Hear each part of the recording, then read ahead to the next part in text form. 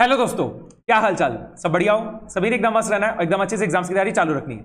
आज के वीडियो में मैं आपके साथ सीए फाइनल एएफएम का last day revision plan share करने वाला हूं, ठीक है। बट उसके पहले मैं आपको एक अपडेट देता हूं।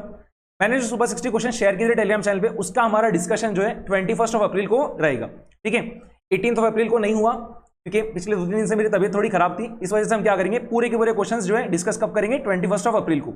ओके, लाइव सेशन रहने वाला यूट्यूब पे, तो फटाफट से आप चैनल को सब्सक्राइब कर लो एंड टेलीग्राम चैनल ज्वाइन कर लेना। वहां पर आपको सुपर 60 क्वेश्चन की पीडीएफ मिल जाएगी। ओके, चलो अब मैं आपको जो है लास्ट डे रिवीजन प्लान जो एएफएम का वो बता दे रहा हूं। ओके, क्योंकि देखो क्या हो रहा है इस बार ग्रुप 1 में जो आपका थर्ड पेपर है ऑडिट, उसमें भी आपको क्या हो रहा है, छुट्टी मिल जा रही है, ठीक है।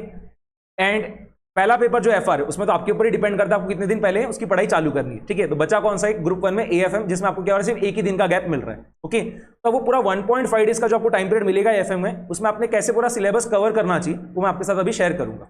ओके, स्टूडेंट्स ने जिन्होंने भी रिवीजन प्लान ऑलरेडी बना रखा है 1.5 डेज का, तो वो अपना रिवीजन प्लान ही फॉलो करेंगे, ठीक है। बट जिन स्टूडेंट्स ने अभी तक रिवीजन प्लान कुछ बनाया नहीं है और उनको अब डर लग रहा है कि 1.5 डेज में कैसे पूरा की पूरा एएफएम वगैरह रिवाइज करना है, तो उनके लिए मैं ये पूरा रिवीजन प्लान बता दे रहा हूँ, ठीक है। ये बहुत ज्यादा आपको हेल्प करेगा क्योंकि हम क्या करेंगे, पूरे के पूरे चैप्टर्स रिवाइज करेंगे, देखना है 1.5 डेज में, जिससे आपको क्या होगा, बहुत ज्यादा कॉन्फिडेंट फील होगा। क्योंकि जब हम पूरे चैप्टर्स की रिवीजन करके जाते हैं तो वैसे हम क्या होता है, बहुत ज्यादा कॉन्फिडेंट रहते हैं और एग्जाम में क्या होता है, आपको ऐसा लगता है कि मेरी पूरी पढ़ाई हुई है, तो आप क्या करोगे, हर क्वेश्चन को अटेम्प्ट करने की भी ट्राई करोगे। वैसे बात समझ में आ रही? चलो, तो यहां पर देखना, जैसे आप एफआर का पेपर देके आओगे, ठीक है, उसके बाद आपको क्या करना है, जो चैप्टर्स आपको आसान लगते हैं ना, उनको हम क्या करेंगे, निपटाने वाले हैं पहले, ठीक है। तो portfolio management, mutual fund and merger and acquisition, ठीक है, ये 3 चैप्टर्स जनरली स्टूडेंट्स को आसान लगते हैं। ओके, तो आपने क्या करना है, एफआर का पेपर देके आने के बाद इन तीनों चैप्टर्स को आपने क्या करना है, निपटा देना है। अराउंड आपको एक 7 आवर्स लगेंगे और इस 7 आवर्स में तीनों चैप्टर्स की रिवीजन पॉसिबल है। ओके, 7 आवर्स में तीनों चैप्टर्स आप रिवाइज कर पाओगे। ओके, 7 से 8 घंटे, उससे ज्यादा नहीं लगता है। 7 to 8 आवर्स में आप क्या करोगे, पूरे अच्छे से तीनों चैप्टर्स की रिवाइज कर पाओगे। ओके, बात समझ में आ रही? तो एफआर का पेपर देके आने के बाद एक तो उसका डिस्कशन वगैरह मत करते बैठना, ठीक है, पेपर को किधर रख देना, ठीक है, उसको बिल्कुल भी देखना नहीं है। और क्या करना है, 6:30-7 बजे तक आपको एएफएम की पढ़ाई स्टार्ट कर देनी। ओके, और बाद में 7 आवर्स 8 आवर्स में आपको क्या करना है, इन तीनों चैप्टर्स का रिवीजन पूरा कंप्लीट कर लेना है। ओके, चैप्टर्स आसान है, बट इसका ये मतलब थोड़ी ना कि वेटेज कम होता है। इन तीनों चैप्टर्स का मिला के कंबाइंड वेटेज कितना है, मिनिमम 24 मार्क्स का एग्जाम में टेस्ट करता है, ठीक है। उससे ज्यादा का भी कर ले, बट मिनिमम 24 मार्क्स का तो एग्जाम में आता ही। बात समझ में आ गई? ओके, ठीक है। इसके बाद देख लो, नेक्स्ट डे जो आपका रहेगा थर्ड में, उसके फर्स्ट हाफ में आपको क्या करना है, देखो ये जो 3 चैप्टर्स है इनको आपको निपटाना है, ठीक है। Security violation and business violation, security analysis and advance capital budgeting decision. Okay, security violation में जब आप इक्विटी वायलेशन, बॉन्ड वायलेशन पढ़ रहे हो, उसके बाद ही क्या होना चाहिए, आपका बिजनेस वायलेशन पूरा पढ़ के हो जाना चाहिए। ओके, देन सिक्योरिटी एनालिसिस में जो प्रैक्टिकल क्वेश्चंस बन सकते हैं वो 3 ही रहते हैं आपके। ऑटो कोलेशन टेस्ट के ऊपर बनता है, एक रंस टेस्ट का बनता है और एक एक्सपोनेंशियल मूविंग एवरेज का बनता है, ठीक है। और इसके अलावा टेक्निकल एनालिसिस में जो इसका थोड़ा बहुत थियरी पोर्शन है वो भी आपने पढ़ लेना है, क्योंकि इन केस अगर इसका कोई थियरी क्वेश्चन पूछ लिया तो भी उसका भी आंसर आपको लिखते आ जाना चाहिए। ओके, बात समझ में आ गई? चलो, और नया चैप्टर जो आपका है एडवांस कैपिटल बजटिंग डिसीजन, उसमें जो भी क्वेश्चन स्टडीमेट में ऐसे उन्होंने दे रखे, इलस्ट्रेशंस, प्रैक्टिकल प्रॉब्लम्स, उसी टाइप के क्वेश्चंस मॉक टेस्ट पेपर में भी देखने को मिला और आरटीपी में देखने को मिला, ठीक है। ऐसा कोई बहुत मेजर सरप्राइज वाला कोई भी क्वेश्चन देखने को मिला नहीं है मॉक टेस्ट पेपर में भी और आरटीपी में भी। ओके, तो अगर आप क्या करते हो, पूरे अच्छे से इलस्ट्रेशंस और प्रैक्टिकल प्रॉब्लम्स को देख ले तो एडवांस कैपिटल बजटिंग डिसीजन के पूरे तो देखने नहीं होंगे, ठीक है। बट आपने जो भी स्टार मार्क वगैरह कर रखा है, और हमारे सुपर 60 क्वेश्चंस में मैंने अराउंड 8 से 9 क्वेश्चन इसके दे रखे, ठीक है। और उन क्वेश्चंस को दिया है जिससे आपके क्या हो जाए, एडवांस कैपिटल बिल्डिंग डिसीजन के जो भी इंपॉर्टेंट कॉन्सेप्ट्स हो पूरी के पूरी रिवाइज करके हो जाए, ठीक है। तो अगर आप उनको भी देख लोगे तो आपकी एकदम बढ़िया से जो है क्या होगा, एडवांस कैपिटल बिल्डिंग डिसीजन की रिवीजन हो जाएगी। ओके, ठीक है। और ये चैप्टर्स भी क्या होगा, पूरा मिला के 25 मार्क तक का तो पूछेगा मिनिमम।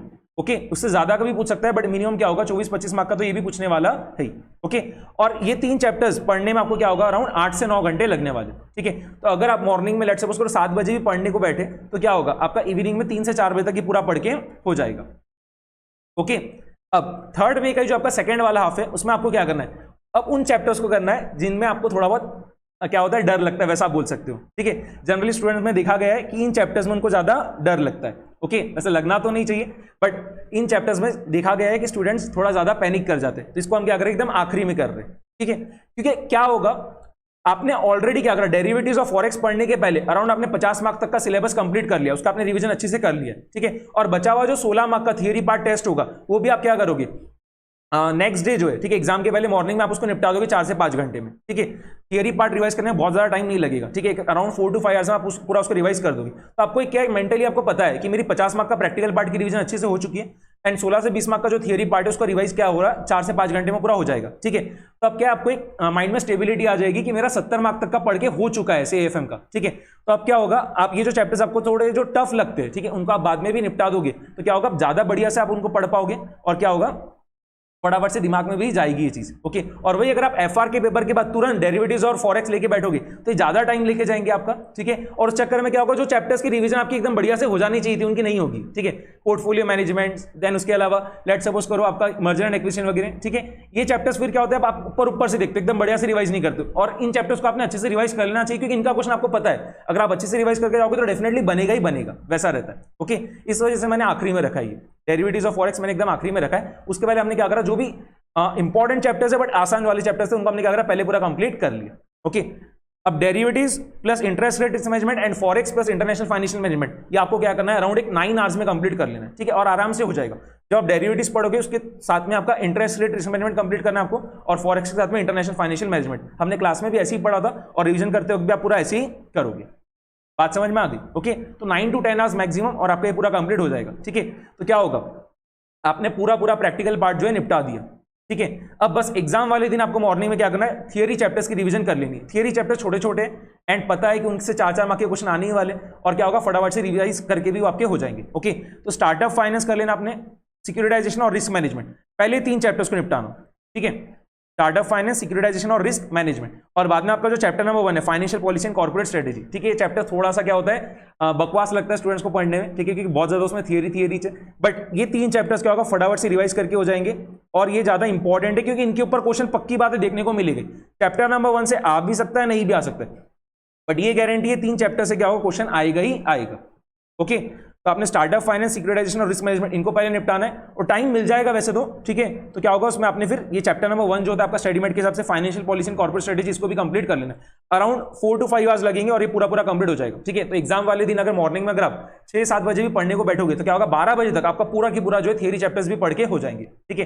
तो 12 बजे तक पूरा आपने कंप्लीट कर लिया सिलेबस, ठीक है। पूरी की पूरी आपके theory chapters as well as practical chapters उनकी रिवीजन हो गई, आप पूरे एकदम कॉन्फिडेंट हो, ठीक है, क्योंकि आपने पूरा सिलेबस रिवाइज कर लिया है। आपको क्या होगा, एग्जाम में भी आप ऐसा कोई क्वेश्चन देख के छोड़ोगे नहीं कि इसकी तो मेरी रिवीजन ही नहीं हुई है तो इसको तो मैं अटेम्प्ट ही नहीं कर पाऊंगा, वैसे ही हालत नहीं रहेगी आपकी। आपने हर चैप्टर को रिवाइज कर रखा है तो आप हर क्वेश्चन को अटेम्प्ट करने की कोशिश तो पूरी करने वाले हुई, ओके। और कॉन्फिडेंट भी ज्यादा फील करोगे और एग्जाम में भी आपको देखने को मिलेगा क्योंकि 70+ आपके बन ही जाएंगे, ओके। बात समझ में आ रही, ये मैंने आपके साथ रिवीजन प्लान शेयर किया है, होप्स आपको ये पसंद आया होगा, ठीक है। और इसको अगर आप फॉलो करोगे तो क्या होगा, आपका पूरा सिलेबस जो है पक्के से रिवाइज करके हो भी जाएगा, ओके। बात समझ में आ गई, ठीक है। Derivatives plus interest rate risk management and forex plus international financial management, मतलब ये पूरा की पूरा जो है, ठीक है, इसका कंबाइंड वेटेज अराउंड 30 मार्क तक का रहता है, ओके। बात समझ में आ रही, चलो।